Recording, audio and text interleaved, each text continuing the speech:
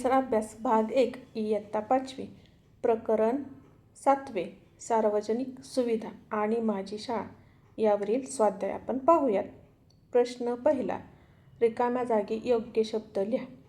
त्यातील पहिला सुविधांचा वापर आपण टिंबटिंब केला पाहिजे जबाबदारीने.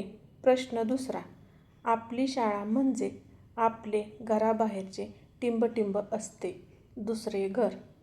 आकडा तिसरा, शाळेच्या जडणघडणीत टिंबटिंबचा वाटा असतो. शाळेच्या जडणघडणीत सर्वांचा वाटा असतो.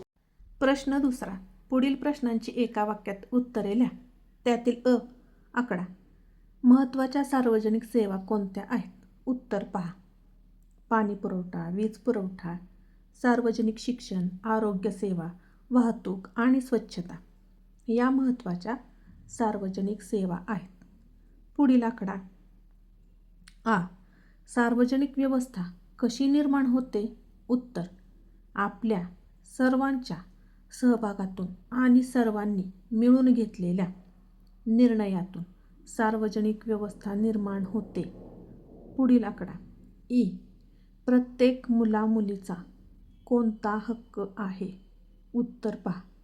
प्रत्येक मुलामुलीचा शिक्षण घेण्याचा मूलभूत हक्क आहे. प्रश्न तिसरा, पुढील प्रश्नांची 2 ते 3 वाक्यात उत्तरे लिहा. त्यातील पहिला आकडा आपण कोणकोणत्या सार्वजनिक सुविधांचा उपयोग करतो? उत्तर, आपण शाळा, दवाखाने, उद्याने, बस सेवा, रेल्वे, सार्वजनिक वाचनालये आणि पिण्याचे पाणी यांसारख्या सार्वजनिक सुविधांचा उपयोग करतो. या सर्व सुविधा समाजातील सर्वांच्या उपयोगासाठी उपलब्ध असतात. प्रश्न दुसरा शाळेत शिक्षक, पालक आणि माता पालक संघ का असावेत? उत्तर पहा.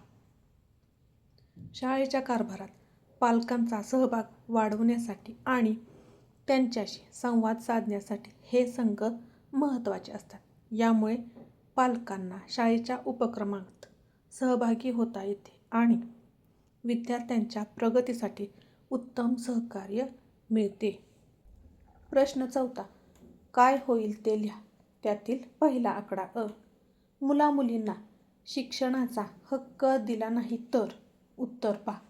जर मुलांना शिक्षणाचा हक्क मिळाला नाही तर त्यांच्या व्यक्तिमत्त्वाचा विकास खुंटेल आणि देश प्रगती करू शकणार नाही. समाजात अज्ञान आणि गरिबी वाढेल.